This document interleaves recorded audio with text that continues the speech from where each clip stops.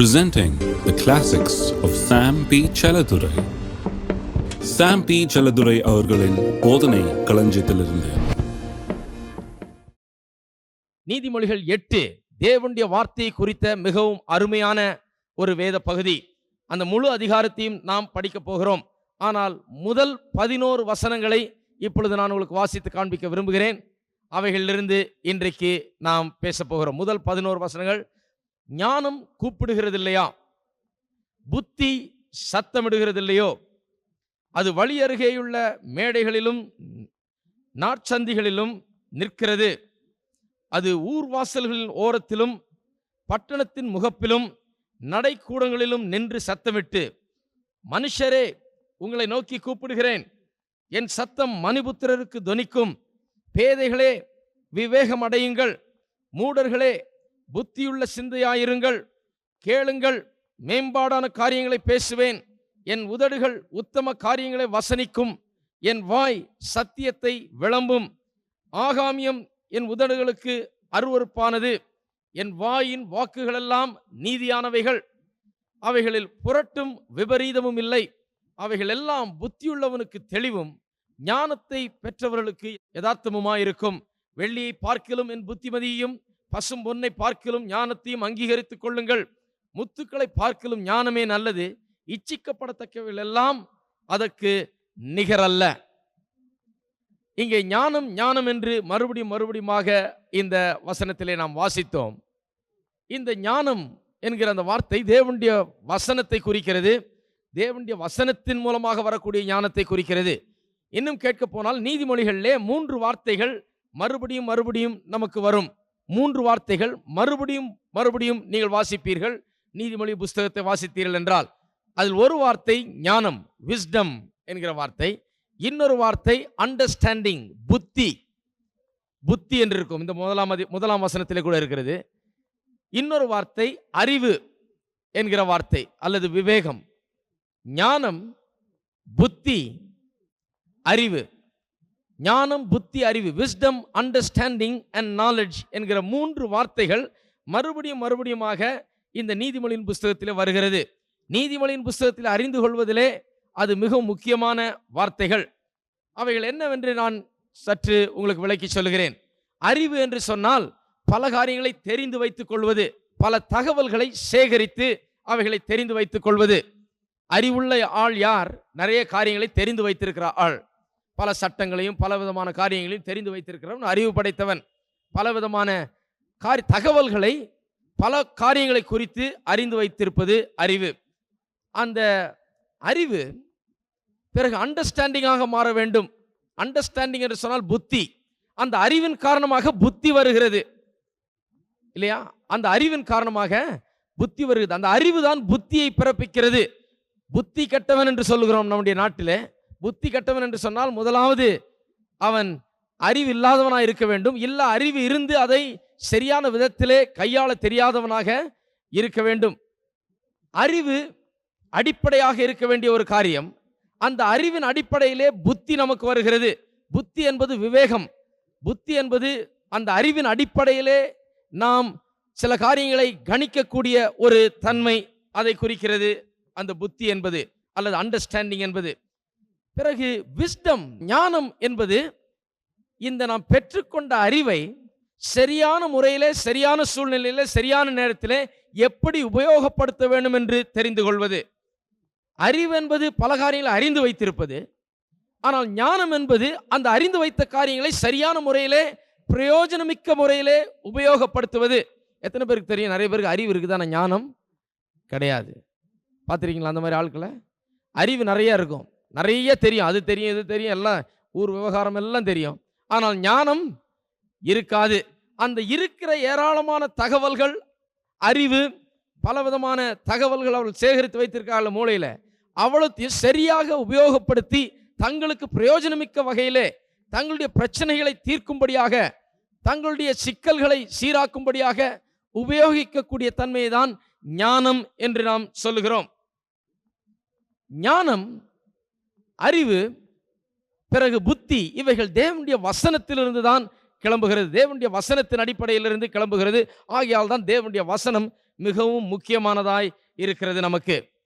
பாருங்க, நிறைய பேர் வேதத்தை நல்லா புரிந்து வைத்துக் கொண்டிருப்பார்கள். வேத வசனங்கள் நிறைய பேருக்கு தெரியும், அநேக தகவல்கள் தெரியும். 66 புஸ்தகத்தையும் மனப்பாடமா சொல்லுவாங்க. பிறகு எது எங்க இருக்குதுன்னு தெரியும், எந்த வசனம் என்ன சொல்லுதுன்னு தெரியும். பல வசனங்களை மனப்பாடமாக புரிந்து வைத்துக் கொண்டிருப்பார்கள். அதெல்லாம் அறிவு. பல தகவல்கள் அவருடைய மனதிலே இருக்கிறது, அதெல்லாம் அறிவு.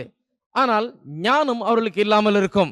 வேத வசனத்தை சரியான விதத்திலே, சரியான முறையிலே தங்களுக்கு பயனளிக்கும்படியாக உபயோகப்படுத்தக்கூடாதவர்களாக, முடியாதவர்களாக இருப்பதை நாம் அநேக நேரங்களிலே காண்கிறோம். பாருங்கள், இந்த அறிவை எப்படி நாம் பெற்றுக்கொள்கிறோம், அந்த அறிவு எப்படி ஞானமாகிறது, புத்தியாக மாறுகிறது என்பதை குறித்து இந்த காலை வேளையிலே சற்று சிந்திப்போம். யோவான் எழுதின சுவிசேஷம் 14ஆம் அதிகாரத்துக்கு திருப்போம். யோவான் 14:26. என் நாமத்தினாலே பிதா அனுப்ப போகிற பரிசுத்தாவியாகிய தேற்றவாளனே எல்லாவற்றையும் உங்களுக்கு போதித்து நான் உங்களுக்கு சொன்ன எல்லாவற்றையும் உங்களுக்கு நினைப்பூட்டுவார். இங்கே பரிசுத்தாவியானவரை குறித்து மிக முக்கியமான ஒரு காரியம் சொல்லப்பட்டிருக்கிறது. அது என்ன?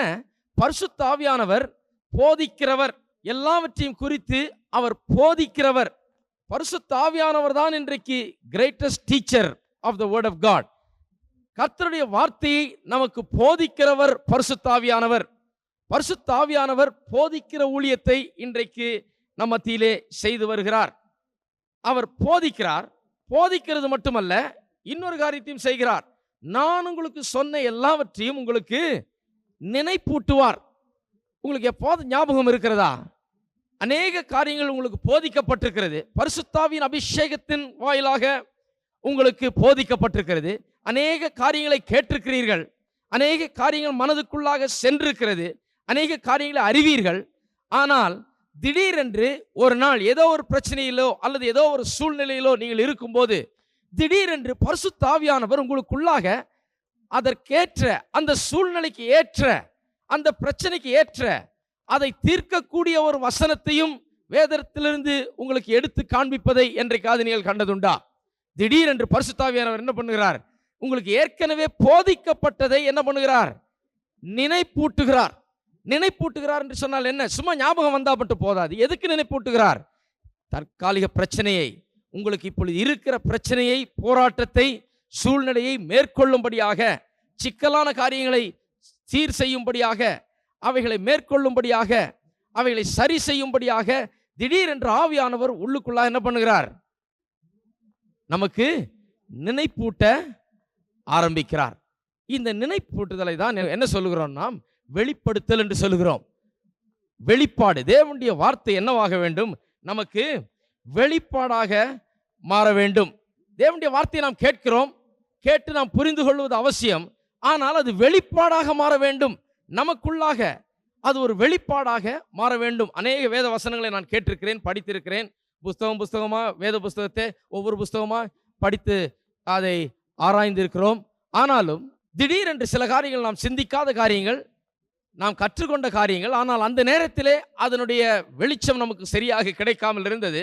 திடீரென்று ஒரு லைட் ஆன் பண்ணது போல, உள்ள ஒரு பெரிய வெளிச்சம் வந்தது போல, திடீரென்று ஒரு பிரகாசம் உள்ளே வந்தது போல ஒரு காரியம் நம்முடைய நினைவுக்கு வருகிறது.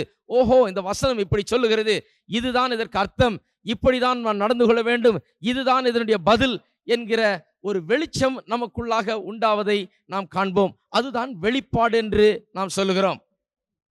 அறிவு என்பது போதிக்கப்படுகிறதுனால் வருகிறது. வெளிப்பாடு பரிசுத்த ஆவியானவருடைய கிரியை, அவர் நினைப்பூட்டுகிறபடினால் வருகிறது தான் வெளிப்பாடு. யோவான் 16ஆம் அதிகாரத்துக்கு திருப்போம். 16:12 வாசிப்போம். இன்னும் அநேக காரியங்களை நான் உங்களுக்கு சொல்ல வேண்டியதாக இருக்கிறது, அவைகளை நீங்கள் இப்பொழுது தாங்க மாட்டீர்கள். சத்திய ஆவியாகிய அவர் வரும்போது சகல சத்தியத்துக்குள்ளும் உங்களை நடத்துவார். மறுபடியும் பாருங்க, பரிசுத்த ஆவியானவருக்குரிய பெரிய வேலை என்ன? சகல சத்தியங்களுக்குள்ளும் நம்மை நடத்த வேண்டிய வேலை. பரிசுத்த ஆவியானவரை குறித்து இன்றைக்கு தவறான எண்ணம் இருக்குது நிறைய இடத்துல. ஒரு குறிப்பிட்ட ஒரு எல்லைக்குள்ள அவரை வைத்து விடுகிறோம்.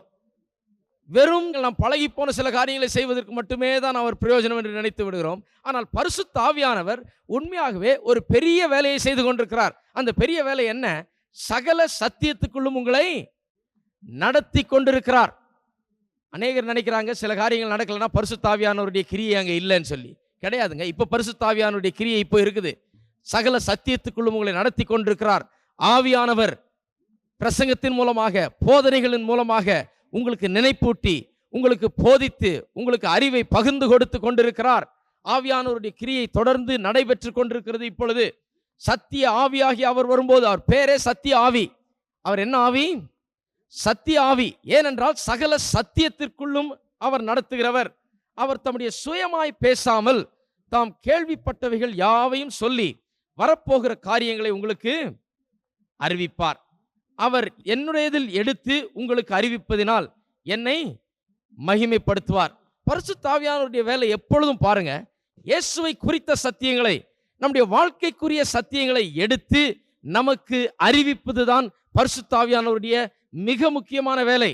பிதாவினுடையவைகள் யாவும் என்னுடையவைகள், அதனாலே அவர் என்னுடையதில் எடுத்து உங்களுக்கு அறிவிப்பார் என்றேன். அப்ப பரிசுத்த ஆவியானவர் அறிவித்துக் கொண்டிருக்கிறார். பரிசுத்த ஆவியானவர் மெய்ப்பர்கள் மூலமாகவும், போதகர்கள் மூலமாகவும், தீர்க்கதரிசிகள் மூலமாகவும், அப்போஸ்தலர் மூலமாகவும், சுவிசேஷகர் மூலமாகவும் காரியங்களை, கிறிஸ்துவை குறித்த காரியங்களை ஏவி அறிவித்துக் கொண்டிருக்கிறார். பரிசுத்த ஆவியானவரால் ஏவப்பட்டு அறிவிக்கப்படுகிற காரியங்கள், அறிவு பகிர்ந்து கொடுக்கப்படுகிறது. பரிசுத்த ஆவியானவர் பேசுகிறார், பரிசுத்த ஆவியானவர் கிரியை செய்கிறார். அப்படி அறிவை அவர் கொடுக்கும் போது திடீரென்று நமக்கு புத்தியும் வருகிறது, நமக்கு வெளிப்பாடும் வருகிறது. அந்த அறிவிலிருந்து நமக்கு சில காரியங்கள் விளங்க ஆரம்பிக்கிறது.